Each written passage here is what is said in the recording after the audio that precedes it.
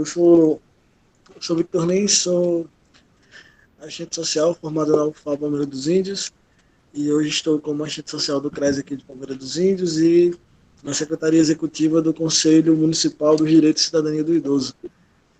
E atualmente também eu estou finalizando uma pós em gestão pública e queria dizer que é um prazer estar aqui com vocês, é uma satisfação e poder dialogar e construir esse momento com vocês. Para quem está participando hoje pela primeira vez do Encontro do GES, seja bem-vinda, seja muito bem-vindo. Agradeço ao GES pela oportunidade e queria combinar uma coisa aqui com vocês. É um encontro, não é a proposta de hoje, não é uma live, não é, uma palestra, mas sim um encontro, né? Então, isso pressupõe a participação de todo mundo, de alguma forma, por mais que esse seja o primeiro contato para alguns. Eu sei que aqui tem alguns calouros, algumas calouras, mas é importante participar. Abrir o microfone, dialogar e deixar mensagem também aqui nos comentários, mas participar de alguma forma para que a proposta de hoje seja interativa. Então, assim, a nossa conversa de hoje ela compreende três fatores fundamentais, que é o Estado, né, a política social e a seguridade social. Para quem já vem nessa caminhada há um tempo, entende que é uma ligação muito clara de se fazer. É muito óbvio. Quando a gente vai falar em seguridade social, em políticas sociais, a gente pensa logo, peraí, Estado, política social e seguridade social são basicamente fatores indissociáveis. A gente fala de um, está falando de outro. E, mas assim, a gente nunca pode perder isso também, de horizonte, de vista, e acabar esquecendo de alguma forma. Porque senão, a nossa análise ela fica muito resumida e muito fechada nela mesma. E a gente assim, entende e sabe que nada se explica por si só. Mas, principalmente quem está falando de ciências sociais, quem está falando dentro do marxismo, né, que é a linha teórica do nosso curso, do curso de ciência social. E a gente precisa ter, né, noção, pelo menos mínima, do que são esses três fatores aí, para a gente poder avançar na nossa discussão. Gostaria de saber de vocês o que é política social para vocês. Seria uma política que visa melhorar assim, algumas coisas da sociedade, alguns pontos. Maria, né? Isso, Maria Eduarda. Maria Eduarda, qual é o teu período, Maria Eduarda? Terceiro, Terceiro. Repete, por favor. eu perguntei se seria uma política que visa melhorias para a sociedade. Políticas que visam melhorias para a sociedade. Ainda mais. Obrigado, Maria, pela participação. Por nada. A gente tem aqui um ponto já. Políticas que visam melhorias para a sociedade. Acho que está em nada, né? Que colocou aqui. Pronto, achei. São políticas públicas destinadas ao bem-estar da população e principalmente destinadas às pessoas de baixa renda. Por favor, peço que vocês guardem essa informação aí, dessa última frase que a Tainara colocou. Principalmente destinadas às pessoas de baixa renda. A gente vai chegar lá em algum momento. Gravem isso. Obrigado, Tainara, pela participação, tá? A Lana colocou aqui, já foi para um ponto mais teórico, que opera na relação capital-trabalho. E corretíssimo. Meu nome é Edcleide. Edcleide, Eu qual é o seu estou período? iniciando agora, Certo? 2021, primeiro período. Certo. E o que é política social? São as iniciativas que o Estado toma para tratar de forma iguais, respeitando a desigualdade de cada um, principalmente as pessoas que mais necessitam, como criança, deficiente, idoso. Excelente. Muito obrigado, viu, Edcleide? Ainda mais. Assim, para mim, as políticas públicas ou políticas sociais, elas têm a ver com a questão das expressões porque, assim, é muito difícil você organizar assim as palavras, mas vamos lá. Só fala. Camarada, deixa eu ver o período. Meu nome é Matheus e eu sou do terceiro período. Muito obrigado, Matheus, pela participação. Pode falar, tá? Fica à vontade. Para mim, as políticas sociais, elas meio que têm o objetivo de buscar resolver, né, as expressões da questão social, no qual a população de baixa renda que está mais exposta a essa questão, como a questão até mesmo da tipo assistente social, né? Buscar agir diante dessa política social. Certo. Expressão da questão social e principalmente das pessoas de baixa renda, não é isso? Isso. Muito obrigado, Matheus. E dentro dessas políticas sociais inclui-se a cidadania, a moradia, a assistência à alimentação, como, por exemplo, vamos falar assim, especificamente da cidade de Palmeira dos Índios. Hoje existe um programa de cadastro a uma cesta básica. Esse é um produto oferecido de uma política pública às pessoas carentes da região. Sim, sim.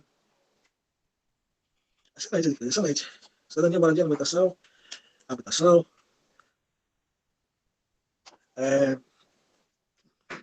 Acho que a Alessandra colocou aqui, né? Uma mensagem, vou ver aqui agora. A política, na teoria, visa a garantia de direitos e a política social seria a garantia de direito igualitário. Direito igualitário, ponto interessante aqui. Eu queria só que vocês guardassem, para daqui a pouco, essas informações que quase todo mundo colocou aqui, que é a questão de pessoas de baixa renda, pessoas menos favorecidas, desfavorecidas. Guarda essa informação, daqui a pouco a gente chega lá.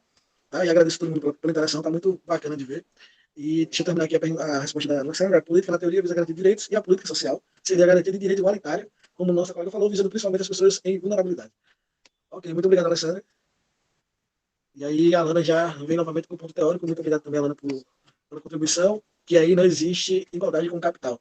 Vamos pegar aqui os principais pontos das considerações de vocês. Vejam só.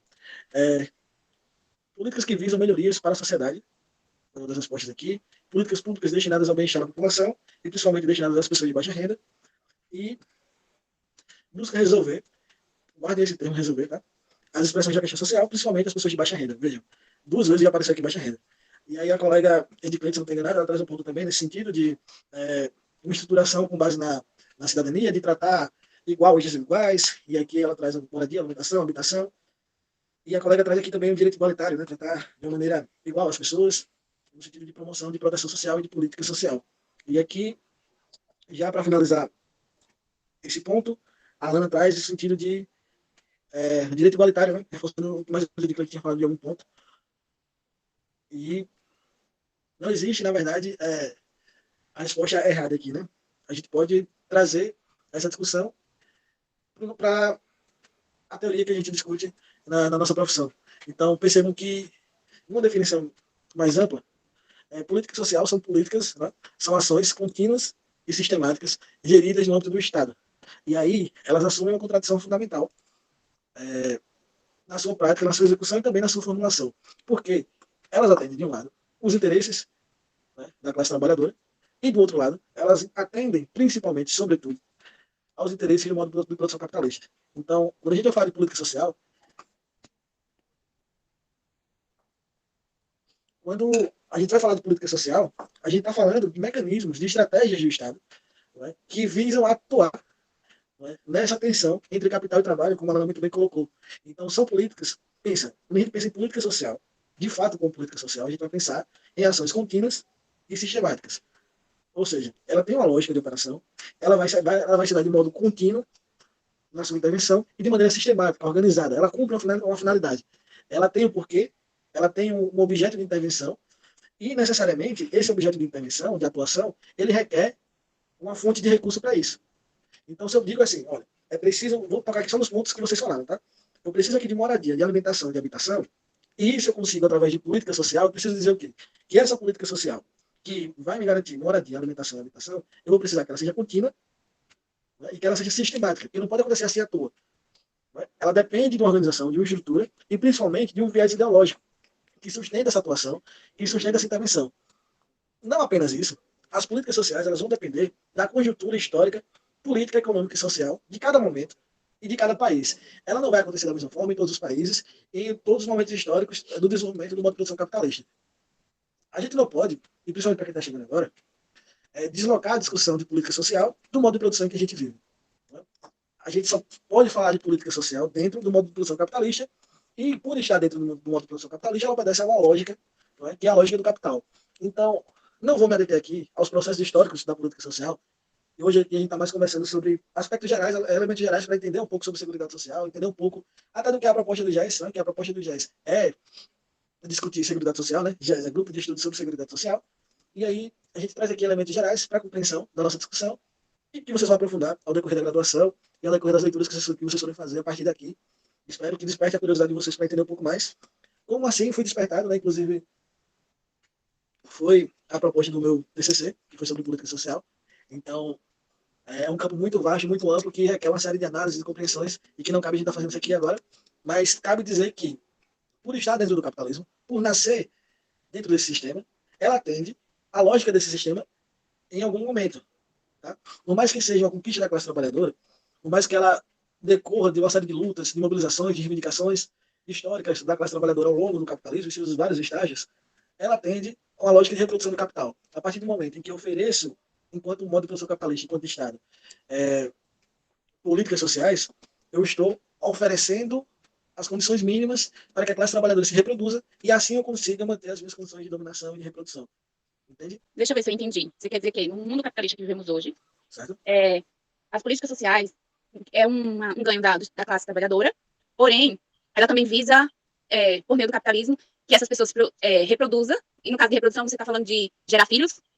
Não, no caso de reprodução, eu estou falando de se manter ativa economicamente e também no aspecto de saúde para garantir as estruturas de dominação do capital. Então, eu estou Eu falando... entendi. Eu entendi. Então, para ter um rico, tem que ter vários pobres trabalhando para ele. É mais ou menos isso. Exatamente isso. Então, para que tenha vários pobres trabalhando para o rico, falando da tua linguagem, eu preciso o quê? Manter eles vivos de alguma forma, né? Imagina o que é isso, pensa comigo. Imagina que você tem uma empresa, certo? Você produz determinado produto. E daí você precisa de trabalhadores, né? Então você, enquanto empresária, você vai requisitar do Estado, tá? E vai requisitar também do modo de produção aqui que te serve, que os teus funcionários eles têm as condições mínimas de se manterem vivos e, além disso, as condições mínimas de consumir aquilo que tu vende. Porque não existe capitalismo, não existe modo de produção capitalista se não houver consumo. E aí a gente vai ver que isso vai gerar uma série de crises ao longo da história do capitalismo, inclusive uma grande crise a partir da década de 70, que não existe modo de produção capitalista sem consumo, né? E não existe consumo sem alguém para consumir, sem alguém que tenha condições para consumir. Então, em algum momento da história do capitalismo, tá, foi necessário que pudessem ser ofertadas políticas sociais para que a classe trabalhadora pudesse ter condições um pouco melhores de salário, condições um pouco melhores de vida, para que pudessem se manter em condições de trabalho e também em condições principalmente de consumo, né, para que o capitalismo pudesse garantir aí as suas taxas de acumulação sempre em alta. Tá bom? Vitor? Oi.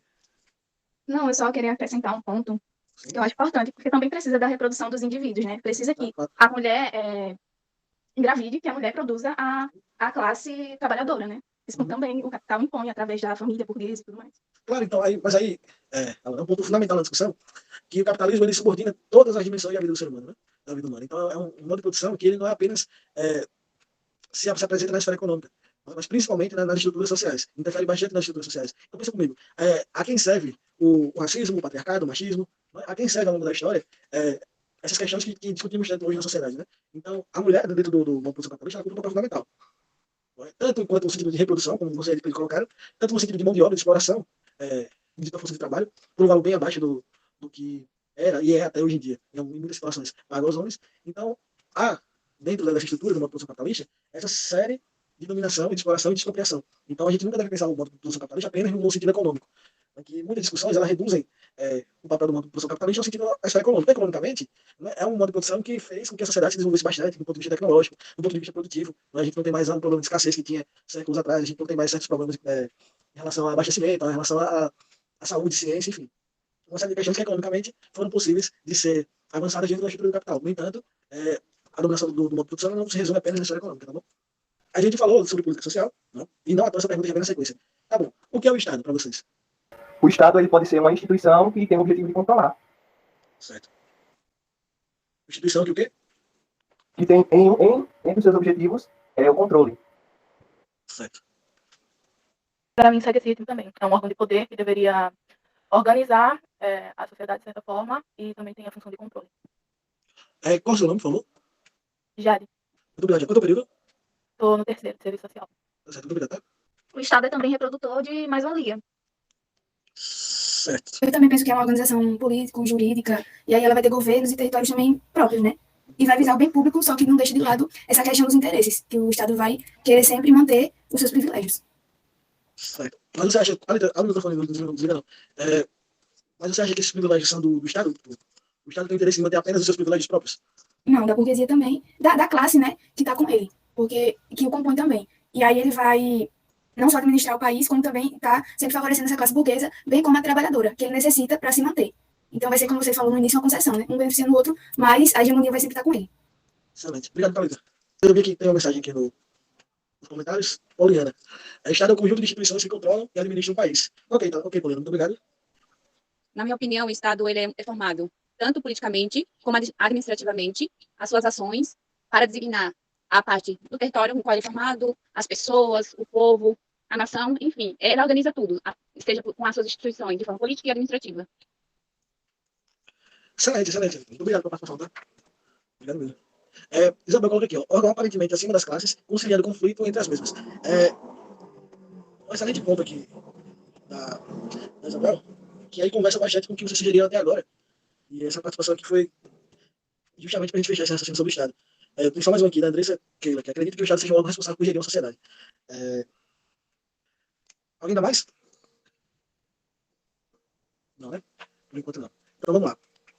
Pensa comigo. Se a gente pensou que a política social ela é um instrumento, né, de ação contínua e sistemática, que é gerida no âmbito do Estado e que ela cumpre a função social, o Estado não é diferente. Tanto a política social quanto o Estado são fenômenos assim, complexos, particulares ao modo de produção capitalista.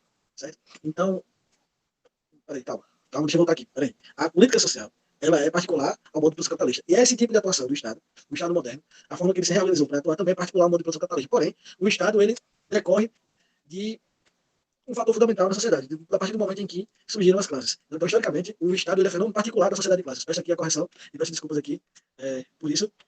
E o Estado é um fenômeno particular da sociedade de classes e ele tem uma função social. Ele cumpre, né, um objetivo na sua atuação. O objetivo nada mais é do que ser o Estado, vai ser o órgão que vai garantir as condições de reprodução da classe economicamente dominante. Independente do momento histórico em que a humanidade vivenciou, a partir do momento em que há a sociedade de classes, o Estado ele surge com essa função, com esse papel. E aqui é como Isabel bem coloca, que é o órgão que aparentemente está acima das classes, conciliando o conflito entre as mesmas. O Estado ele surge dessa necessidade realmente de conciliar esse conflito entre a classe dominante e a classe dominada. E dentro do capitalismo, quando a gente fala em classe dominante, a gente está falando da burguesia, e da classe dominada, a gente está falando do proletariado, não é isso? Então, quando a gente vai olhar, e as respostas aqui foram assim, ó, instituição que tem um objetivo de controle, é um órgão de poder que deveria organizar a sociedade, reprodutor de mais-valia, é uma instituição política, jurídica e administrativa. E aqui o Estado é um conjunto de instituições responsável por gerir uma sociedade. Então, quando a gente fala esses pontos, aparentemente não dá a impressão de que, de fato, o Estado está acima das classes. Ele não serve nem a uma nem a outra. Ele está ali para conduzir a sociedade, gerir o bem público, fornecer algumas garantias, principalmente a garantia à propriedade, né, a propriedade privada, mas não é bem assim. Apenas não dá a aparência que o Estado se apresenta dessa forma. Porque, no entanto, na verdade, o Estado ele cumpre a função de ser o garantidor das condições gerais de dominação e de reprodução da classe economicamente dominante. Então, pensa comigo. O capital, para se desenvolver e para se consolidar enquanto pensamento hegemônico, enquanto modo de produção hegemônico no mundo todo, ele precisa do Estado para se legitimar principalmente politicamente. Do ponto de vista da economia, a detenção dos meios de produção, ok. A burguesia é detentora dos meios de produção. Né? Mas aí eu vou precisar de constituição, de um órgão, de algo que me garanta também a dominação política. Para que eu faça com que a classe dominada esteja sempre disponível a cumprir com os meus interesses. E principalmente, e aqui que vem a parte do controle, e principalmente que essa classe dominada não se una contra mim, não tenha possibilidade de revoltas, né? E questões que possam ameaçar as estruturas de dominação da classe dominante. Então, o Estado ele cumpre essa função, ele cumpre esse papel. Então, quando a gente vai falar de política social, de atuação do Estado, a gente também está falando de mecanismo de controle, né? Porque política social, por mais que ela possa ser também um ganho da classe trabalhadora, e de fato, ela também é um mecanismo de controle do Estado, né? De contenção principalmente, porque, imagina, vamos pensar aqui, determinada comunidade está necessitando de determinada demanda, né? E as pessoas começam a se articular, começam a se mobilizar de alguma forma. Imagina que essa demanda é um posto de saúde, né? Então as pessoas começam a se articular, se organizar, se inquietar dentro da situação e começam a reivindicar, a pressionar os governantes de tal localidade por ter um posto de saúde. Depois de muita luta, muita reivindicação e muita repressão também, porque o Estado atua também através da repressão, não só do consenso, através de políticas sociais, mas historicamente, principalmente através da repressão. Tá? Aquele Estado, aquele governo resolve ceder, ok, vamos construir aqui um posto de saúde. Atendeu minimamente ali as necessidades daquela população, tá? E acabou ali contendo uma revolta, contendo uma situação adversa, né, aos interesses daquele Estado, daquele governo. Então, aquela reivindicação, aquela mobilização, acabou ficando por ali mesmo. Ela não gerou uma revolta ainda maior. Ela não ameaçou as estruturas do sistema. Mas sabe o que eu quero dizer com esse pequeno exemplo? Que as políticas sociais, de algum modo, através do Estado, elas possibilitam as condições para que a classe trabalhadora não se revolte, não se rebele contra o sistema, não enxergue a sua condição enquanto explorada, tá? E, mais ainda, reafirme a condição de alienação. Porque a desigualdade é o marco do capitalismo, né? Todos que não são burgueses, automaticamente, são classe trabalhadora. Só que há diferenciações nessa classe trabalhadora. A gente ganhando muito bem, que se acha burguesia, mas é classe trabalhadora, e a gente passando fome, e são pertencentes à mesma classe. Porém, não se identificam como tal. Né? E o acesso a melhores condições de vida, de trabalho, dão essa falsa sensação de que, olha, o capitalismo funciona. O capitalismo é um bom sistema. Porque eu estou aqui, eu tenho minha casa, eu tenho meu carro, eu tenho acesso a lazer, a cultura, a esporte, eu posso viajar quando eu quero, eu posso fazer isso, posso fazer aquilo. Então, por que eu vou me juntar com um camarada ali que está passando fome para acabar com esse sistema, para que eu possa acabar com meus privilégios de alguma forma, mesmo sendo classe trabalhadora?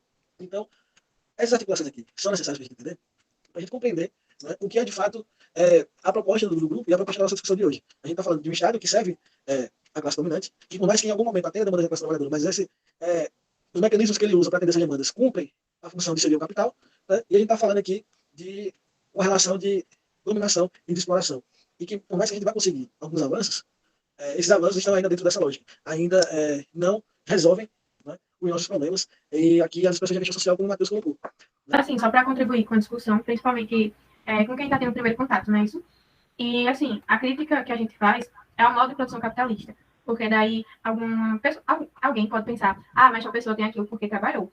E aí é justamente o que você está explicando, que essas pessoas que trabalham, que têm mais condições financeiras do que outras, mas que pertencem à mesma classe, a nossa crítica não é a essas pessoas. E, às vezes, até é em relação ao que ela pensa, né? Porque ela não acha que é da classe trabalhadora, e daí acaba defendendo interesses que não é o dela, mas que é de uma classe maior, mas que depende que esse pensamento seja reproduzido para que tudo fique como está. E aí, as pessoas vão entenderem melhor quando falar de acumulação primitiva, de como a sociedade começou a se organizar e depois do sistema escravista e feudal. Porque se a gente está hoje vivendo no capitalismo, é porque em algum momento da história ocorreu essa injustiça e essa apropriação. Então, uma discussão profunda. Como você disse no início, há muitos pontos de vista para serem analisados. A interação do pessoal aí com as respostas, e você que se colocou muito bem, que muitas vezes não tem resposta certa. E, não, na verdade, todas as respostas, né, de certa forma, estão certas, mas cabem reflexões e discussões que você está fazendo aí muito bem. Então, Vitor, seria assim. Em um mundo capitalista em que a gente vive, o Estado, através das suas políticas sociais, faz um controle em uma determinada classe social. É isso? Isso. No sistema produtivo. Isso, de todas as dimensões, viu? De todas as dimensões. A gente assiste, principalmente nos últimos anos, e quando a gente caminha mais para o finalzinho aqui da discussão de hoje, eu trato um pouquinho mais sobre isso, o que a gente assiste, assim, é a face mais cruel do capitalismo, né, nos dias de hoje, e a gente não puxa muito para olhar essa realidade, assiste a TV, vê aqui no nosso dia a dia, principalmente assim, enquanto... Um exemplo que eu acho vivo e palpável, assim, é a criação de 5%, eu admiro muito o legislador por ter feito, de entrar em 5% das vagas de determinado concurso público sejam para pessoas com deficiência. Sim. Um exemplo. Aí ele fazendo com que essas pessoas que precisam do governo para sustentar eles através de uma LOA, de um benefício, faça com que essas pessoas produzam de certa forma. Isso é o Estado interferir em determinada classe social. Esse é um ponto que eu vou tratar logo de da seguridade, porque você está um ponto interessante no sentido da produtividade. Vê só, a gente está no modo de produção, tá? De vida, econômica, enfim, que depende... A base do capitalismo é a exploração do trabalho, né? Da força de trabalho. Então a gente tem como base da relação capitalista, a relação capital-trabalho, que é a relação de exploração, dominação, isso que a gente já mudou aqui brevemente. Mas um dos pilares do capitalismo, não o único, é a questão do consumo. Né? Então preciso ter indivíduos produtivos na sociedade, certo? Então, se em algum momento, tá, da evolução do estado da sociedade capitalista, entendeu-se o seguinte, que eu preciso das pessoas ativas economicamente. Eu preciso das pessoas ativas no mundo do trabalho, no mercado de trabalho, correto? Então, o que eu vou fazer com as pessoas que não têm a capacidade de se manterem ativas no processo produtivo?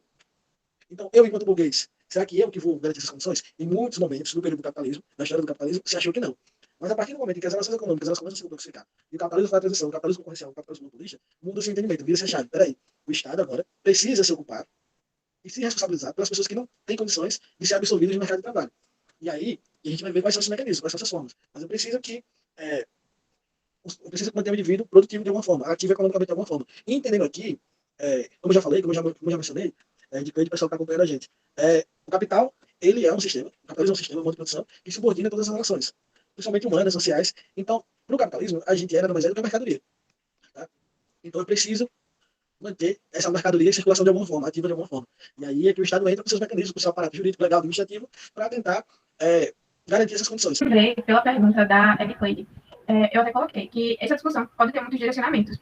E daí a gente já faz um link em relação às políticas sociais, que alguns autores defendem fielmente que é concessão do capital para a classe trabalhadora, e outros defendem que esses direitos foram conquistados a partir da luta de classes.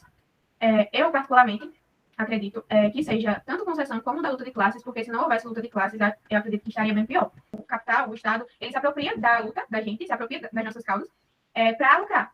E daí, se ele pode lucrar com uma pessoa deficiente, lucrar mais ainda, né? Com uma pessoa deficiente, ele vai fazer isso. E daí, a gente pode defender que essas pessoas entrem no mercado do trabalho para que elas tenham uma vida social, para que elas sejam respeitadas, porque as pessoas, o patronato, tem uma visão de que a gente produz mais se a gente tiver 2 mãos, 2 braços, homem porque não engravida.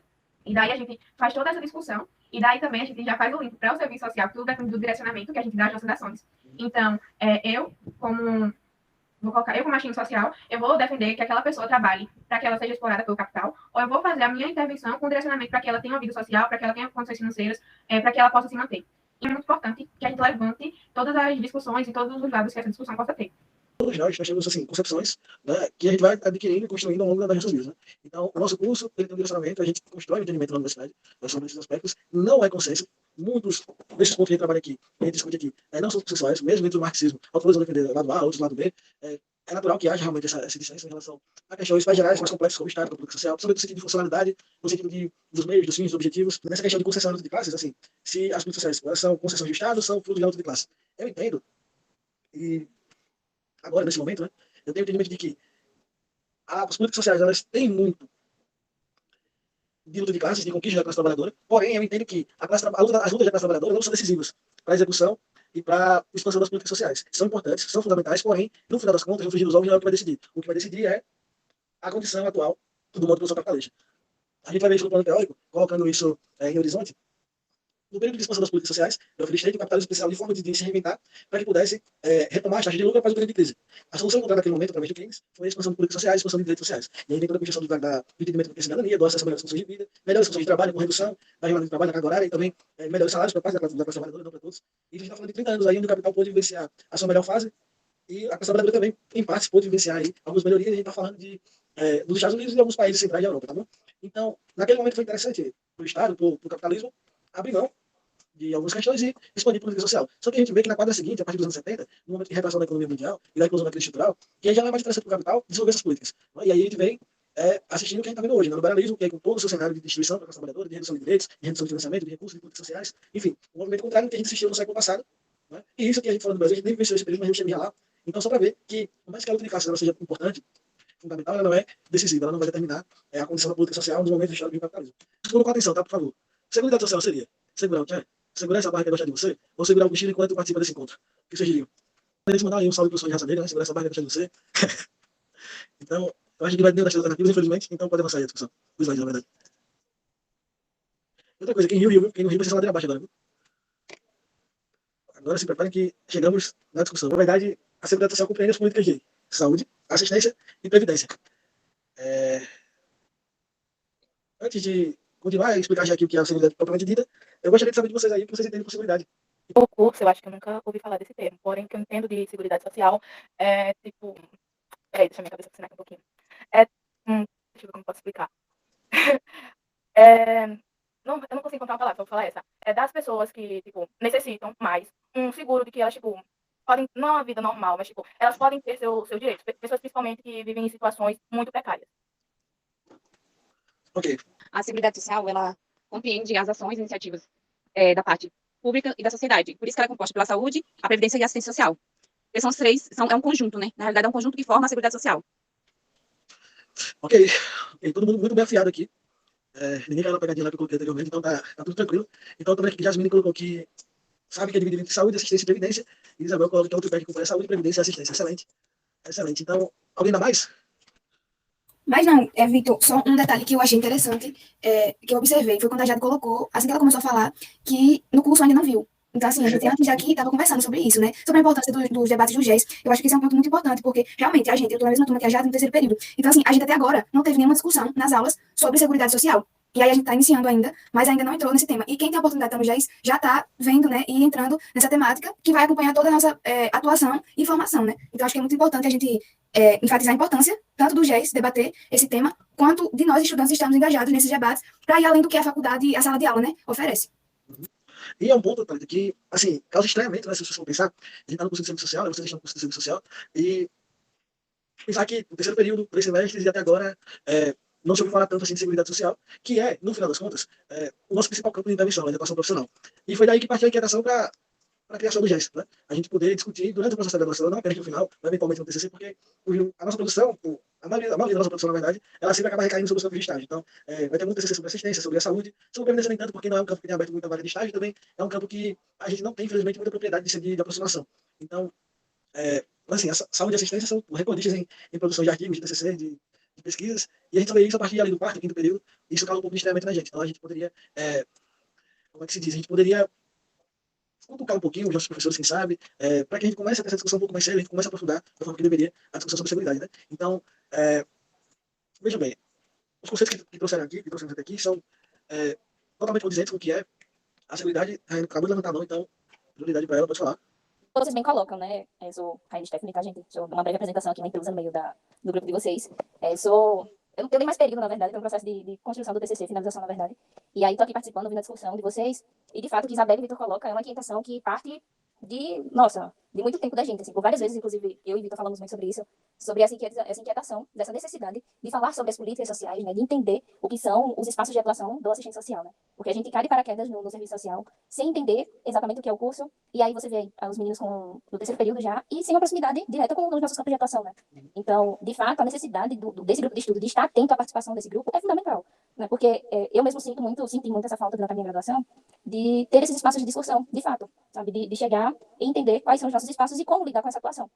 Porque a gente chega no curso, tem uma série de teoria que são extremamente necessárias, mas a gente chega aí no terceiro período e, em alguns períodos à frente, sem entender alguns conceitos de fato. Então, para vocês que estão aqui, não é tão logo, tão recente, né, porque o terceiro período ainda está tudo muito novinho, muito fresco. Parabéns para vocês que estão aqui, inclusive, porque é um momento único e ímpar e, nossa, que saudade, que vontade e... Como é que eu posso dizer? Acho que não é nem saudade nem vontade, mas que privilégio de vocês de estarem nesse espaço. Coisa que na minha graduação, na graduação de Vitor também, a gente não teve tanto espaço como esse. Então aproveitem. Tirem o máximo que puderem de Vitor, de Isabel, que estão aí à frente, né, do pessoal que estão à frente do grupo, porque é um espaço extremamente rico. E acalmem-se, isso vai ser muito bem discutido ao longo do curso, conforme vocês vão se apropriando dos termos. Logo essas inquietações vão passando. Então essa é a minha fala por enquanto. Muito obrigada, tá, gente? Eu agradeço pela contribuição e gostaria de abrir um parênteses aqui agora. É muito bem ter participação aqui de Raine, porque, embora a gente tenha sido de períodos diferentes, a gente construiu junto o Centro Acadêmico do Serviço Social durante a gestão, e a gente compartilha do mesmo pensamento em relação ao curso e outras coisas também, mas falando especificamente dessas discussões, o GES é fruto também de inquietação nossa de muito tempo, de a gente não se conformar, não se acomodar diante da morosidade, de alguma forma, do nosso curso em certas discussões, da ausência de pesquisa, pessoalmente, né, para quem está entrando agora, e também para quem está agora no comecinho, terceiro período, quarto período, segundo período, não sei, mas a universidade é ensino, pesquisa e extensão, e a gente só tem ensino na universidade daqui em Palmeiras dos Índios, né? Pouco se vê de pesquisa e nada se vê de extensão. Então, essa inquietação, ela parte da gente. E tentamos, o quanto foi possível, durante a nossa gestão de centro acadêmico, tentar melhorar isso de alguma forma. Nós fizemos, acredito que você lembra, que a gente fez o ciclo de debates, né? Que a época era em alusão aos 80 anos da profissão, se eu não estou enganado na data de comemoração. Mas a gente promoveu um ciclo de debates, né, promovido por nós, né, pelo centro acadêmico, e era de estudante para estudante, assim como a proposta do GES. Então, o GES hoje é fruto também dessa inquietação lá de trás, né, que a gente tinha, que a gente compartilhava. E, diretamente, ela, que acabou de falar, é uma das responsáveis pela criação desse grupo e por essa inquietação, né, que eu acho que se tem uma característica que toda instituição deve ter obrigatoriamente, é de se inquietar e de não aceitar as coisas como elas são porque elas são. De buscar correr atrás e tentar modificar a realidade de alguma forma. E assim, esse espaço é um espaço rico, um espaço fundamental para o crescimento coletivo. A proposta aqui é o crescimento coletivo, né, que a gente possa aprender junto, construir junto. E que bom que existem pessoas, né, com esse entendimento, com esse comprometimento. E é o que faz a nossa caminhada fazer, assim, mudar todo sentido, fazer toda a diferença na nossa caminhada. Então, agradeço já publicamente aqui a você. E a Seguridade Social, enquanto saúde, assistência e previdência, é o tripé da seguridade. A gente, em algum momento da nossa vida, a gente já ouviu sobre saúde, sobre assistência, sobre previdência, se não juntas, mas separadas, a gente já ouviu. Só que esse conceito de seguridade, ele só é possível a partir, né, da nossa Constituição de 1988. Pasmem, a gente tem a Constituição do Brasil, né? Eu até coloquei aqui, mesmo dentro dessa zona que o Brasil se encontra, não tem parecer, mas a gente tem Constituição. Não tem sido respeitada desde muito tempo, mas existe, está lá, e deveria ser cumprida de fato como ela propõe, como ela deveria ser. Então, a partir de 88, a gente tem a integração desse conceito de proteção social e une saúde, assistência e previdência, mas aí fica a pergunta. A Constituição, ela unificou esse conceito de seguridade, né? Colocou no mesmo balaio saúde, assistência e previdência. Mas, tipo, as três são uma só? Aí eu pergunto para vocês. A gente pode entender essas três políticas como políticas conjuntas? Digamos assim, por mais que compõem o tripé da seguridade social. Saúde, assistência e previdência, a partir de 88, se tornaram uma coisa só? Não. A resposta é precisa, né? Não. E, de fato, elas obedecem, né? Elas estão no conjunto unificado previsto na Constituição enquanto proteção social, mas ela obedece também legislação própria, tem uma série de normativas que vão definir. Volta aí, por favor. Quem está no dias? Deixa só um segundo aqui, a gente passa já. Elas estão previstas na Constituição nos artigos 194 a 204. Então, são 10 artigos que vão legislar sobre o que é a seguridade, sobre o que é a proteção social no Brasil, nesses três aspectos, entre saúde, assistência e previdência. Tá, tudo bem, você está falando, que a seguridade ela, só passou a existir a partir de 88. Sim, da forma que a gente conhece hoje, sim. O SUS, ele está previsto na Constituição, a assistência, ela se torna de fato uma política prevista assim, na Constituição, e a partir da década seguinte, ela se vira de fato uma lei, possui uma lei orgânica, possui um sistema único apenas em 2004, 2005, que é a instituição do SUS. A Previdência, ela obedece também normas próprias, e assume outro caráter, do ponto de vista de execução, não de finalidade, a partir de 88, mas vocês perguntam, como era antes disso? Antes disso, é um processo histórico longo, não é que a gente vai começar a pensar em proteção social no Brasil a partir de 1923, mais ou menos, com a Lei Eloy Chaves, com a fundação das caixas de aposentadorias e pensões, e é um processo que vai passar por uma série de mudanças, tanto do ponto de vista de proteção dos trabalhadores, quanto do ponto de vista de saúde, quanto do ponto de vista também de assistência. A assistência, por muitas décadas no Brasil, estava associada à caridade, à benevolência, não era de fato uma política, não era de fato um direito, e isso passa a virar a partir da Constituição. Todo esse processo histórico é importante, é muito relevante, porém, não vai ser tratado aqui pela Comissão da ONU e também pela proposta da discussão de hoje. Vamos lá, o que é que diz o artigo 194? Ele fala que a Seguridade Social compreende o conjunto integrado de ações de iniciativa de poderes públicos e da sociedade, destinadas a assegurar os direitos relativos à saúde, previdência e assistência social. Vejam só, pessoal. Levamos 1 hora e meia para chegar até aqui. Mais ou menos, 1 hora e 20, pela hora que eu acabei entrando aqui na live. Então, perceba que é uma construção histórica. Quando a gente fala assim que o Estado ele serve à burguesia, serve à classe dominante, que o capitalismo interessa o capitalismo a sua própria reprodução e acumulação, que a política social ela cumpre a função.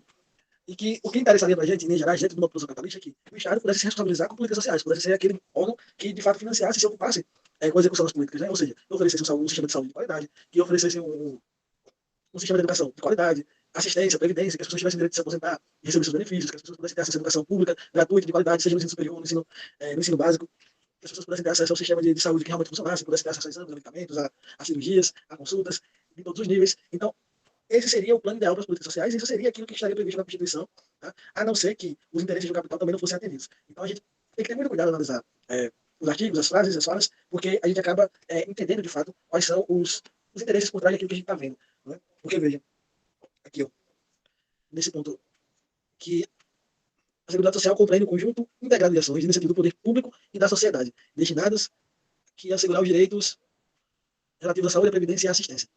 Então, quando está previsto na Constituição que é um dever não só do Estado, tá?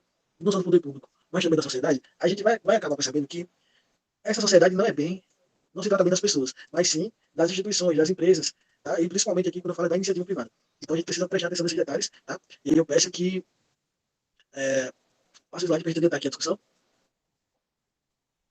E pessoal, por favor, qualquer dúvida, qualquer coisa que tiver, mesmo quando eu estiver falando, pode levantar a mão aqui, pode interromper, tá? É para participar.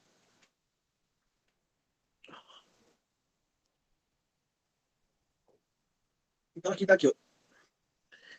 Sobre a saúde, né? Então se a gente fala que a Seguridade Social é saúde, assistência e previdência, não existe ordem para isso, tá? Pode ser previdência, assistência e saúde, enfim. Não existe, na verdade, um mecanismo, uma ordem. Na Constituição tem uma ordem lá, aparece primeiro saúde, depois assistência e depois previdência, mas aí não faz muita diferença a gente tratar aqui, tá? E aí se liga. Esses são os artigos que tratam sobre a saúde na Constituição, que é os 196 a 200. Aí eu vou falar aqui para vocês, ó, presta atenção nisso, porque isso é um bisu muito grande para concurso, tá? Concurso, quem faz concurso na área da saúde, quem tenta fazer residência também, isso aí é uma mão na roda para já saber localizar onde é que está a saúde dentro da Constituição. Fora, é claro, as outras leis, o próprio SUS, a Lei 8.090, a Lei 8.142, mas aí aqui a gente vai tratar do que está previsto somente na Constituição, tá bom? Então, tá aqui, do 196 ao 200, mas nós vamos fazer aqui apenas alguns destaques. Até porque o Pix aí não caiu na conta, né? E aí não vou me aprofundar porque ninguém é obrigado a nada, né? A saúde é direito de todos e dever do Estado, garantido mediante políticas sociais e econômicas que visem a redução do risco de doença e de outros agravos e acesso universal e igualitário às ações e serviços para sua promoção, proteção e recuperação. Coisa linda, né? E presta atenção uma coisa. Aqui a gente está tratando saúde enquanto direito de todos e dever do Estado, tá? E universalidade de acesso. Isso quer dizer o quê? Que tanto eu, quanto você, quanto qualquer pessoa que você conhece, até mesmo qualquer burguês safado, tem direito de acessar os serviços de saúde pública no Brasil. Não há distinção, né, no atendimento, não há distinção de classe, não há critério de renda para acessar os serviços de saúde pública no Brasil. Inclusive, dá um parênteses aqui, a picadinha contra o coronavírus só foi possível graças ao SUS. Né? Então, quem critica o SUS, critica mais ainda porque está pouco. Né? Porque a gente tem que entender, primeiro, o que é a proteção social, o que é o sistema único de saúde, para poder fazer a crítica da maneira que deve ser feita e não criticar por criticar. Que esse não é o nosso papel. Então... Oi.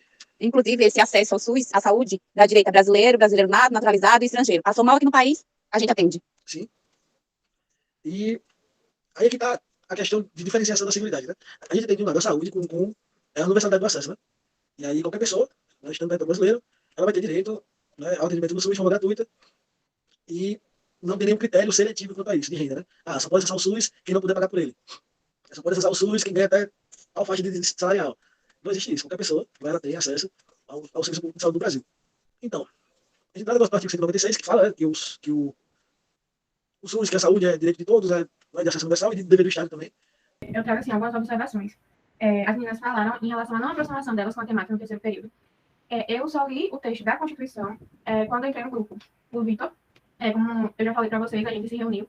Assim, gente, não é crítica que a gente faz a professor de forma nenhuma, até porque vocês vão ver que o cargo de professores é bem reduzido. E eles têm demanda por coordenação de curso, coordenação de unidade, para dar aula. Então é muita coisa, sabe? Mas, como a Raiane falou, é um privilégio, e eu, como uma das fundadoras do GES, fico muito, muito, muito feliz de ouvir que o GES colabora um pouquinho, de alguma forma, para a formação de vocês. Então, só tive contato com o texto da Constituição por conta do Vitor. A gente marcou o primeiro encontro e aí colocou como texto base o texto da Constituição. E agora, num dos concursos, eu ainda me bato de frente assim, porque a gente nunca aprende tudo de uma vez, né? Eu estava digitando aqui no começo para vocês aproveitarem, assim, que ao primeiro momento a gente estranha alguns termos, mas aproveite, porque é o momento da gente se familiarizar, que o processo de conhecimento também não é de uma hora para outra, a gente lê uma coisa e a gente entende tudo. Pelo contrário, a gente precisa ler, reler, para ter propriedade do assunto. Outra observação, vocês não conheceram o professor Pedro, e assim, foi um dos... Quer dizer, foi o primeiro professor que me encantou, assim, porque ele tem a sabedoria sem tamanho, e eu aprendi a, pelo menos na maioria das vezes, pesquisar sempre os termos que a gente não conhece, que a gente tem costume de passar assim por cima. E é uma coisa que a gente foi se acostumando, sabe? Ah, não sei aquilo, passo e acho que vou entender aquilo, mas na verdade a gente não entende. Quando você não entende bem uma palavra, só um minutinho, viu? Quando você não entende o significado, né, da palavra, às vezes a gente conhece a palavra, escuta falar, mas não sabe o significado. Sempre que vocês verem isso, vocês pesquisem no Google, os professores vão dar uma contextualizada muito boa nos termos, que difere muitas vezes do significado que a gente vai ver no Google. Não se difere, mas eles se aprofundam muito, porque eles têm uma carga de conhecimento muito importante. Mas é isso, sempre que vocês puderem, vocês pesquisem. E tem um livro que é Os 7 Saberes Necessários para a Educação no Futuro, que ele deu pra gente. E aí, eu já disse isso umas 2 vezes, que eu comecei a fazer pedagogia em uma faculdade particular e passava esse livro como complementar, mas é impossível, humanamente. Eu li aquele livro 10 vezes e não entendia. Porque ele falava, vocês leiam, releiam pra gente chegar na aula, e eu lia, relia, pesquisava o significado da palavra, e quando ele começava a falar, eu ficava de queixo caído, porque era uma coisa, meu Deus, eu nunca ia pensar que isso estava falando desse assunto. E é encantador. Quando você lê também, você aproveita melhor a aula, então façam isso. Aí o gancho, né? Aproveitando que Vitor saiu. Tu fala de Pedro. E sim, Pedro ele tem um conteúdo que é fantástico, cara. E muitas vezes a gente tá na aula do Pedro sem entender muitas coisas, né? Porque o Pedro, antes da reformulação do projeto pedagógico, né? Da UFAL, da grade curricular, do curso de serviço social, inclusive eu e o Vitor participamos já da reconfiguração, quando a gente finalizou os troncos, né? Porque não tem mais o tronco inicial, o intermediário que a gente tinha antes. E aí, o Pedro foi uma das primeiras disciplinas que a gente teve acesso, né? E eu me lembro de pegar os 7 saberes e eu digo, cara, que livro difícil. O cara ia explicar depois, você digo, não é possível que seja realmente essa explicação, não faz sentido algum. E outra coisa que ao longo da graduação eu acabei entendendo, às vezes a gente pega assim, disciplinas como a do Pedro, como a do antropologia, que era com o professor Mike, e a gente diz assim, cara, não faz sentido algum essas 2 disciplinas no curso de serviço social. Você fica assim, tá, ok, qual o vínculo que tem com o serviço social? Não tem. Depois quando você chega lá no seu 5º, 6º período, aí você diz, cara, faz todo sentido. Então, eu escrevi pra vocês, parece que o Pedro tá viajando, parece que o Mike tá viajando, muitas vezes você se pega assim, mas depois vocês vão se lembrar das aulas, né, deles, que é uma coisa louca. Você diz, eita, quando o Pedro tratava disso, era desse fator agora que realmente vai se aplicar aquilo que ele deu lá no começo. Então, é realmente pegar a aprendizagem, né? Pegar toda a disciplina e de fato, aproveitar ao máximo, né? Porque todo curso acaba se engajando, se vinculando, né? Uma coisa com a outra. É verdade. E assim, muitas vezes a gente fica querendo saber como é tal professor e não sei o quê. E no nosso curso mesmo, muitas pessoas tinham medo do Fernando, né? E daí eu sempre pensei assim, não, eu vou ver como ele é, porque muitas pessoas assim ficavam, é muito difícil, não sei o quê, não sei o quê. Só que a gente tem contato com professores fantásticos. E assim, aproveitem, não queiram colocar o carro na frente dos bois. São assuntos difíceis, densos, porque a gente está dentro da universidade, né, Rayane? Mas que a gente consegue, mas que a gente é capaz, e eles vão ensinar passo a passo para que a gente aprenda algo que é mais complicado. Mas a gente tem que respeitar o processo. Tem que ver o que se relaciona com a gente naquele momento, o que, é que a gente pode captar naquele momento. E assim, como o conhecimento não é passado todo de uma vez, é um processo, como a gente fala, a gente tem que guardar algumas informações. Eu não entendo isso nesse momento, mas eu guardei aquela informação, porque em um determinado momento eu vou precisar.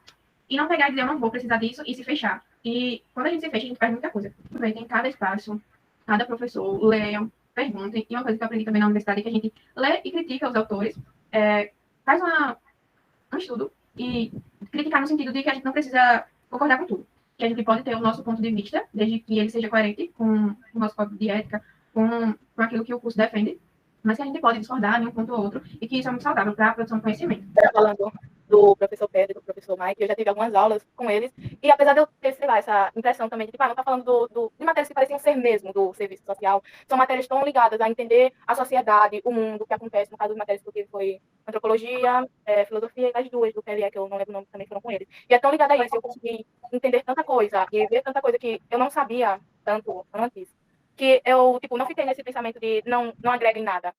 Não parecia ser matérias extremamente ligadas, mas eu sempre fiquei com a impressão de, agrega sim em alguma coisa aprender sobre a sociedade, sobre filosofia, sobre isso, apesar de ainda não ter chegado em períodos mais longos. Acho que, os debates com esses professores trouxeram muitas coisas para mim. Tanto que, acho que são dos professores, meus professores preferidos na faculdade.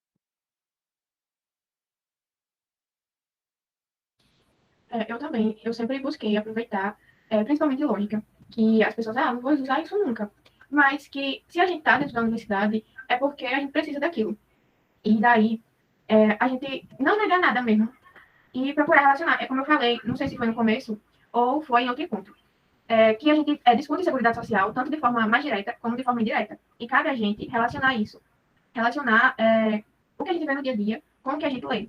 Dentro desse slide aí, o que é importante a gente frisar é que a Constituição institui o SUS, né, que aí o SUS e o sistema de saúde, a partir de então, ele passa a atuar com 3 principais diretrizes, que é a descentralização, a direção única e cada esfera de governo, ou seja, o sistema descentralizado, a União, que é o governo federal, estados e municípios, e cada esfera de governo vai ter a sua direção, vai ter suas secretarias e vai ter o seu modo de gerir as suas políticas, considerando que a atenção do SUS é uma atenção regionalizada, né, de acordo com as demandas da região, semelhante com a assistência nesse ponto, que a assistência trabalha na perspectiva de território, e o que eu posso destacar aqui é que o financiamento da saúde é tripartite, né? Estado, União Estados, União e municípios. E aí o segundo ponto é o atendimento integral, né? Que é a questão da integralidade, com prioridade para as ações preventivas, mas sem prejuízo dos serviços assistenciais. Quer dizer que a saúde atua, né, sobretudo no caráter de prevenção. Né?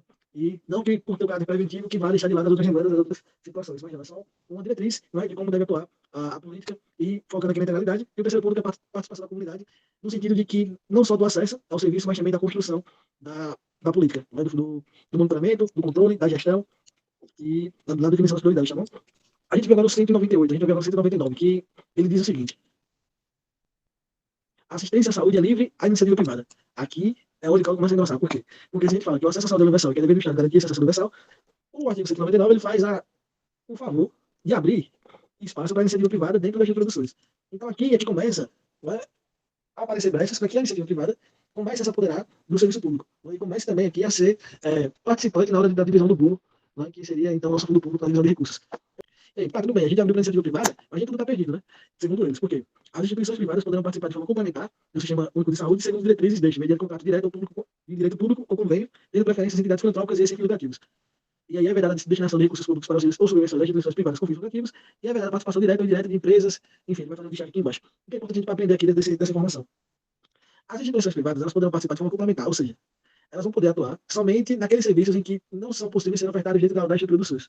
Então, por exemplo, se determinado exame, determinada cobertura de cirurgia, determinada especialidade não é possível ofertar dentro do SUS, daquela região, naquele serviço, cabe a iniciativa privada entrar como complementar. Ou seja, já que você oferece, não tem nenhum problema de uma empresa privada, de um hospital privado, de um plano de saúde, oferecer aquela cobertura. Tá? Aparentemente, não há muito problema nisso. Mas, tudo bem, já que você não tem lugar nenhum, tudo bem que a iniciativa privada ofereça esse ponto, esse atendimento. O problema é que a lógica que opera a partir da década de 90 aqui no Brasil é a lógica de escateamento do SUS. É a lógica de financiamento. Então, o que acontece? A gente para de financiar, a gente vai matando por asfixia o sistema, para que cada vez mais ele deixe de ofertar serviços que são considerados assim, essenciais, e aí a iniciativa privada acaba avançando nesses serviços, avançando nessas áreas. Não é à toa. É uma desigualdade, é um financiamento que é combinado. Ele é proposital, porque quanto menos serviços eu tiver ofertados na esfera do SUS, mais eu vou ter na esfera privada, e não à toa. A partir dos anos 90, os planos de saúde crescem absurdamente em termos de estrutura e em termos de arrecadação financeira. A iniciativa privada ela avança com um potencial jamais visto, no sentido de dominação, no sentido de expansão de serviços, expansão dos lucros, não é à toa. Pelo simples fato de haver essa brecha dentro do próprio SUS para a iniciativa privada. Então não cai nessa pegadinha de que o SUS tem que acabar, a história privada é melhor, tem que ofertar mesmo, não é bem assim. Tem que entender esses mecanismos, e aí se a gente fosse discutir financiamento propriamente dito, a gente entenderia melhor como funcionam esses elementos aí para o sucateamento não só do SUS, mas também das demais políticas. E a gente vai falar aqui de Previdência, né? Previdência Social, e aí nem se ilude que você não vai se aposentar. Já dou essa triste notícia para vocês, mas garanto que você já vai se aposentar, muito provavelmente, vai ser novas mudanças no cenário que a gente tem hoje. Então, essa turma vocês já devem estar ligados, né? Que a gente vai fazer alguns destaques. E esses são os artigos que tratam sobre a Previdência da Constituição. 201 e 202. São dois artigos que eu posso pensar, beleza, besteira, dois artigos só. Mas vai ver o tamanho dos artigos também, e a complexidade deles. Então, como o Beto estava falando, eu acredito que ela tenha falado isso no momento que eu estava ausente, eu sugiro demais a leitura do texto da Seguridade da Constituição, do 194 ao 204, mas com calma, realmente fechando, fazendo ali as anotações necessárias, para poder realmente compreender, não o que está dizendo cada artigo daquele, cada parágrafo, cada inciso, que às vezes a gente deixa passar desapercebido, mas são de fato importantes para a nossa compreensão. Vai como que tem no site do Planalto, mas é só a Constituição, Seguridade Social, Constituição lá no Google, que vocês vão cair direto na plataforma, tá bom? O que é o artigo 201 fala? A Previdência Social terá nos termos de lei cobertura dos eventos da doença, invalidez, morte, idade avançada, proteção à maternidade, proteção ao trabalhador de desemprego voluntário, salário, família, auxílio de reclusão, pensão por morte segurado, homem, mulher, cônjuge, companheiro e dependentes. Importante pensar que aqui a gente viu só os serviços, assim, os benefícios que são ofertados dentro da Instituto da Previdência. Só que a Previdência, ela difere da saúde no sentido de que é uma modalidade de proteção social que exige contribuição dos beneficiários, dos segurados. Então, como condição para você poder ter acesso aos serviços da Previdência, você obrigatoriamente você tem que estar na lógica de contribuição. Você tem que estar contribuindo todo mês ali, com parte de salário ou por contribuição individual, contribuição facultativa, mas você tem que estar inserido numa lógica de contribuição para poder ter acesso ao seguro. Por isso que chama seguro social, porque você contribui, né, você antecipa uma parte do seu salário ao Estado para que lá na frente você, caso precise, tenha acesso a determinada cobertura. Então, por isso, é uma política social de caráter contributivo. A saúde é universal, né, com acesso igualitário para todos, e a Previdência é só a quem dela contribui. Tá? Você só vai ter acesso a algum benefício da Previdência se você contribuir. Aí você vai falar, Vitor, mas aí eu conheço o fulano que recebe o BPC, né, através da LOAS. Aí eu vou dizer, tá, ok. Ele recebe o BPC porque ó, é um programa, é um benefício inserido dentro da estrutura da assistência, porém que é ofertado pela Previdência Social. Os critérios ali de concessão também passam pela Previdência, mas na verdade a LOAS, que regulamenta o BPC, está dentro da estrutura da assistência social e por isso que é um benefício não contributivo, porque não é exclusivo, não é da estrutura da Previdência, é da assistência social. Então, pensa comigo. Fala na Seguridade, a gente vai pensar a saúde enquanto universal, acesso universal, e a Previdência enquanto contributivo. Só acessa a Previdência quem dela contribuir. Se não contribui, infelizmente, você não está na lista de beneficiários ali do serviço da Previdência Social. E você não vai se aposentar, tá? Próximo.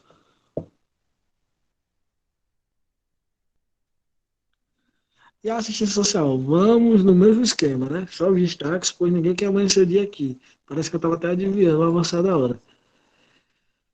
E segue aqui os artigos, né? 203, 204, e aqui embaixo eu já coloco. Nem se iluda, porque isso é só o que está previsto na Constituição. Porque aí a gente vai ter a Lei Orgânica da Assistência Social, a gente vai ter a NOBRH, a gente vai ter o SUS. Então, é uma política extremamente elaborada, extensa, complexa, cheia de regras normativas, de portarias, de definições, que tem uma legislação muito bem estruturada. Então, a Constituição só prevê, né, a instituição da assistência social enquanto um direito, não mais como uma benevolência, como uma caridade, e aqui como obrigação do Estado, tá bom?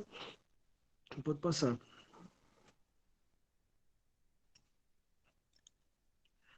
E aqui a assistência será prestada a quem dela necessitar, né? Independente de contribuição, à Seguridade Social e tem por objetivos, e aqui vai os objetivos da assistência.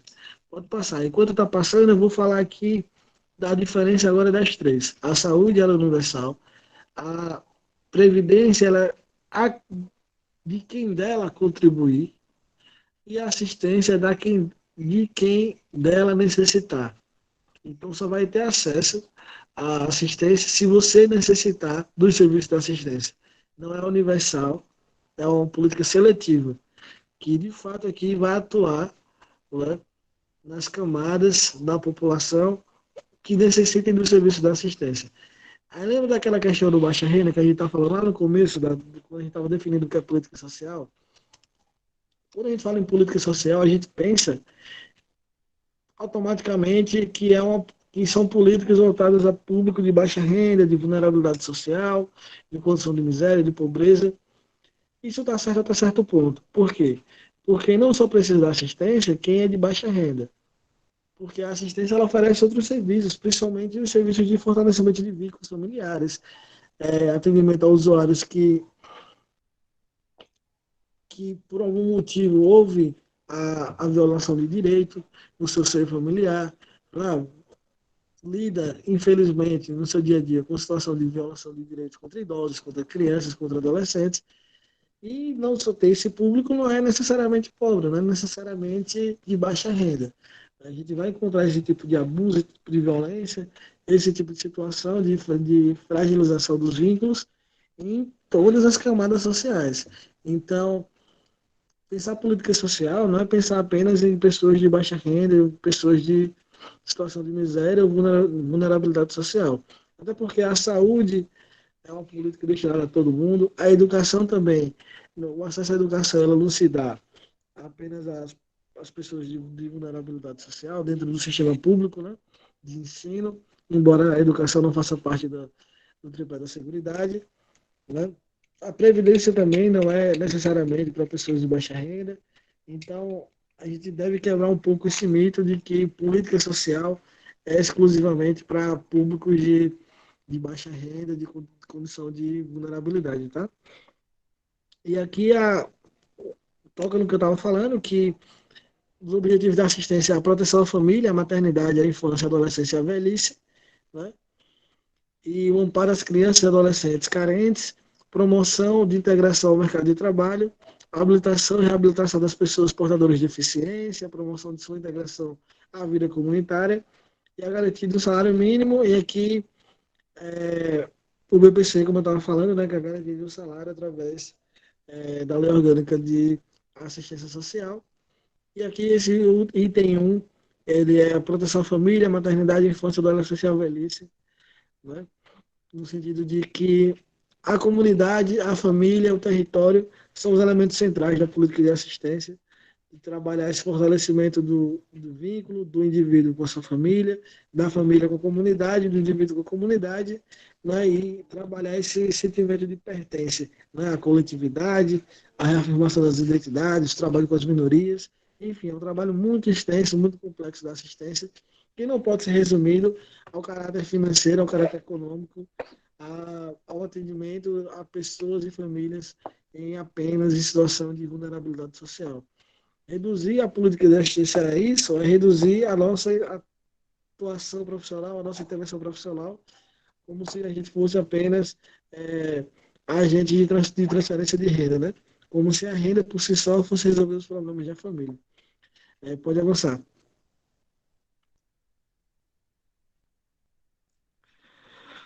E o artigo 204, ele propõe a descentralização político-administrativa, né, cabendo a coordenação e as normas gerais da esfera federal, e a coordenação e execução dos respectivos programas na esfera estadual e municipal, bem como entidades beneficentes e de assistência social. E participação da população por meio de organizações representativas na formulação das políticas e no controle das ações em todos os níveis. É a questão da mesma coisa do SUS, descentralização e participação da comunidade, né? As políticas são descentralizadas, considerando que cada município, cada estado vai desenvolver, né, de acordo com sua realidade, porém seguindo a mesma diretriz, seguindo também o mesmo direcionamento que são as leis construídas e constituídas no âmbito federal. O que não impede que cada município construa sua própria lei do SUS, mas sempre em consonância com a lei federal, tá bom? E a importância da participação do controle social, da participação da comunidade, da população, na construção das políticas, e não só apenas no sentido de execução, não apenas no sentido de ser beneficiário da política passivamente. Pode passar. A social será financiada por toda a sociedade, de forma direta e indireta, nos termos da lei, mediante recursos provenientes não somente da União, Estados e do Distrito Federal e dos municípios, e das seguintes contribuições sociais. Aqui ele vai listar, no artigo 195, os tipos de contribuição, né, que é através de impostos, através de retenção de salário, como a gente já conhece, mas assim, o financiamento da Seguridade Social, vou deixar claro aqui para vocês que é recurso público, é fundo público, né, é parte da nossa contribuição direta e indireta, através de impostos, através de recolhimento do salarial, e é um recurso que a cada vez mais tem sido apropriado, né, pelo capital financeiro, pela burguesia. O Estado tem retirado o financiamento da proteção social, das políticas sociais, e tem inserido essa parcela do pagamento de juros e amortização da dívida pública, uma dívida que não tem tamanho, uma dívida que nunca sequer foi auditada, e aí a esfera privada cada vez mais invadindo, né, o espaço do financiamento público. Pode passar. É só mais para cima, então é só falar, é só comentar, pode abrir o microfone, pode colocar mensagem e pode passar. Muitas graças. Muito obrigado a todo mundo que ficou até aqui. E muito obrigado pelo convite mais uma vez. E gostaria agora de dar a participação de vocês para encerrar esse momento. E é isso. Muito obrigado. Bom, pessoal, podem dar aí suas contribuições, fazer pergunta, se ficou tudo claro. Desde que o Vitor começou a falar, desde que vocês começaram a interagir, eu fiquei aqui muito feliz, tipo, super animada. Parabéns, Vitor, mais uma vez pela exposição. O retorno do pessoal foi graças a você. Foi muito engraçadinho nos slides, mas faz parte da dinâmica e das estratégias que a gente tem que trazer para vencer o cansaço, o passar da hora. mas que também a proposta do grupo, que seja discutido coisas sérias, mas também de forma leve, para que a gente não fique mais sobrecarregado. E sem tirar a nossa responsabilidade da discussão, né? Então, eu fico muito feliz por esse momento ter acontecido, pela interação de vocês desde o início até agora. E é isso, o Vitor pode dar suas considerações finais, vocês podem falar por áudio também, acompanhando aqui as mensagens, muito obrigada mesmo. E continuem nos acompanhando. Se tem alguma coisa para debater, chama a gente. Então é isso. A gente vai se falando pelo Instagram, pelo WhatsApp, podem mandar direct, podem falar no privado comigo, ou com qualquer outro integrante do grupo. Então é isso. Agradeço o convite mais uma vez. E parabenizo já pela proposta das discussões, de fazer esse momento, se com dificuldade, peço desculpas aí pelos imprevistos com a internet, que a gente está sujeito a isso, infelizmente, nessa modalidade. Espero que não tenha comprometido tanto assim o entendimento da proposta. E me coloco à disposição de vocês, do grupo, enquanto gestão, enquanto membros, para a gente dialogar, para a gente conversar, se ficou algum ponto em dúvida, com algum questionamento aberto aqui, quiser chamar no privado, quiser conversar, dialogar, marcar outro momento, me coloco à disposição, tá? E parabenizar mais uma vez pela iniciativa, por todo mundo que está até agora aqui, por todo mundo que participou de alguma forma, fica o recado depois. Desejo a vocês muito sucesso, né, muito empenho, muita dedicação na sequência do grupo. Participem, ocupem esses espaços, principalmente quem está chegando agora, ocupem o GES. O GES é de vocês, é para vocês, foi criado por estudantes e é de estudantes. A gente relutou bastante para que esse grupo não tivesse a participação de professores, porque é uma proposta de estudantes que nasceu da gente e deve permanecer entre vocês, tá? E levem o grupo para frente, participem, interajam, sugiram, proponham. Se a gente precisa discutir tal coisa, tal assunto, chamar tal pessoa. A gente precisa discutir tal texto, a gente está precisando de indicação, não sabe para onde ir. Então procura quem pode ajudar, procura quem pode contribuir de alguma forma, mas não deixe o grupo desanimar, tá? Porque vai ajudar bastante no processo de vocês vão ver que vai fazer diferença. As discussões de grupo não são à toa. O pessoal do terceiro período estava indagando, porque até agora não viram discussão sobre seguridade social. Então vocês que estão entrando agora no primeiro período estão tendo esse contato com essa discussão. Então é um momento de contribuir, é um momento de participar, de engajar e de correr atrás. Então, sigam firmes, né? Parabéns pela proposta do grupo, parabéns para todo mundo que participou. E aproveitem bastante já, se inscrevam no grupo, participem do grupo, ocupem o grupo. Não só nos momentos de atividade assim, com certificado, de atividade com convidados externos, profissionais, professores, mas no dia a dia, nos encontros particulares do grupo, que vocês possam contribuir, possam construir, porque vocês serão, sem dúvida, profissionais com olhares diferenciados, tá? Então, a excelente música é o enriquecimento coletivo. A gente está pensando aqui, ninguém está pensando em si dentro do GES. Acho que a proposta é a gente enriquecer o debate coletivamente. A gente pode aprender junto, trocar experiências e seguir em frente e resistir de alguma forma contra tudo isso que está aí. Pessoal, muito obrigado. Uma ótima noite para todo mundo. E me coloco à disposição para discussões futuras. E para perguntas, qualquer comentário, qualquer crítica também que houver. É importante que haja as críticas também para a gente conseguir melhorar. Tá? E é isso, pessoal. Até a próxima. E é isso, pessoal. Muito obrigada mesmo. Boa noite.